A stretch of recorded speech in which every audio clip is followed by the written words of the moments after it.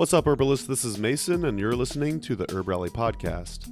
And in today's episode, you'll be listening to yours truly, where I narrate Kiva Rose's Usnea Monograph. This monograph is an excerpt from her and Bell-Hardin's excellent book, The Plant Healer's Path, a grassroots guide for the folk herbal tribe. Now, these two are prolific in their writing, and if you haven't read anything by them yet, you should do yourself a favor and get on it.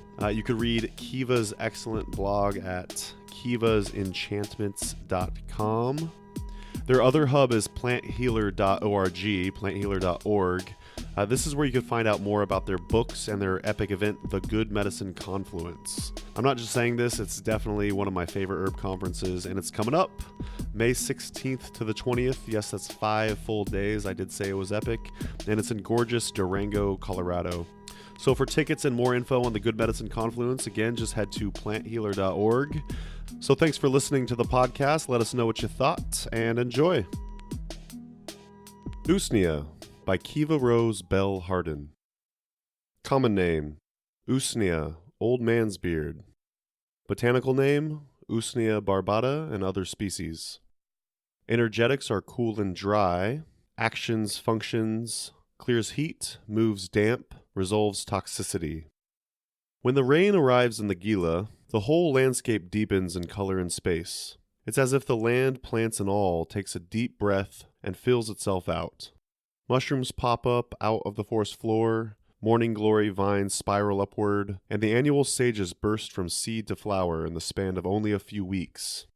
The trees themselves seem to swell and darken with the moisture, and the lichens that live on them often quadruple in size before fruiting wide open. The Usnea is especially beautiful to watch, the delicate and usually dry threads expanding into soft, flexible tendrils that dangle from every pine and many junipers. This is a very effective medicine, and every year I have requests from all over the country for trades and to buy it.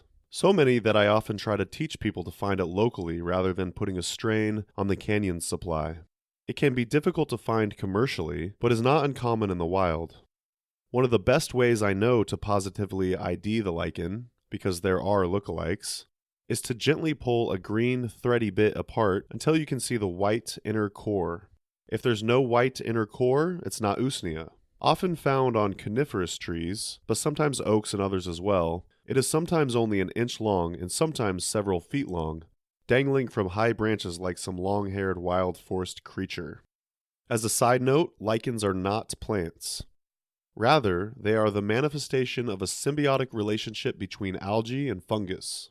Some people say that the Usnea lichen in particular likes to grow in old-growth forests, and while I don't doubt this is true, I have also seen it in any number fairly healthy third-growth woodlands as well.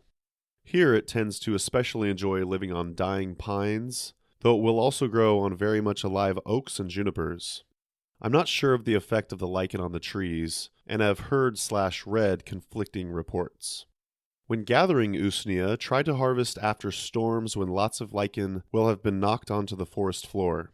Don't harvest it from heavily polluted areas, as it is reported to be especially vulnerable to absorbing heavy metals and other unpleasant substances. It has a very long shelf life if stored carefully, and I have lots of several-year-old Usnea that is still going strong. Some people prefer a tincture made with hot alcohol, while others swear by a simple folk-style tincture made with good old vodka. I find hot alcohol extraction to be the most effective overall, but the cold vodka maceration will work if that's what you have.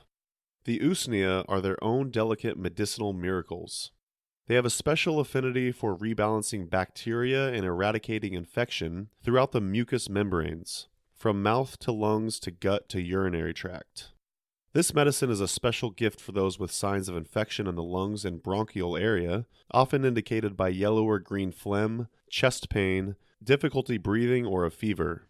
The energetics of Usnea are cooling and drying, and it is broadly indicated for nearly any infection, especially those of the mucous membranes, with symptoms of heat or heat with moisture. It seems to have the strongest, quickest effect on the lungs and bladder, and is often used for infections associated with those organs. Even very serious infections such as pneumonia can respond very well to a strong Usnea tincture.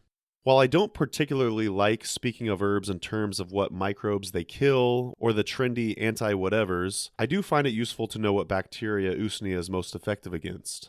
Gram-positive bacteria such as strep and staph seem most affected by this unique herb and acts through disrupting/destroying the bacteria's metabolism. It also seems to have an effect on the body's ability to heal and protect itself, generally strengthening response to infection or excess heat, while also dealing with the bacteria. I'd suggest that Usnea only be used in cases of infection associated with heat in order to avoid overcooling the constitution of an already cold person. Usnea can also be used externally for outbreaks of staph, cellulitis, or infected wounds. I generally use the powdered herb or the diluted tincture, as the herb does not extract very well into water without first catalyzing the herb with alcohol. The moistened herb also makes an excellent bandage to be used directly on the wound or affected area. Rarely, someone has a dermatitis-like reaction to the lichen. This is more apt to happen when the herb is very dry, and moistening it first may help. If a skin reaction occurs, discontinue use. This special wild being contains an extraordinary medicine and also has a primal presence that brings us back to our earthiest, barefooted selves. Back to the children playing beneath the trees at twilight, winding their small fingers in the loose ropes of Usnea hanging from the canopy above. Alright, thanks for listening, everybody. Hope you all enjoyed that. If you did, please leave us a review or rating or share. We always appreciate it. And if you'd like to read a ton of lengthy, well-written, epic monographs just like this one, just head to herbrally.com/monographs. Until next time, keep on truckin'.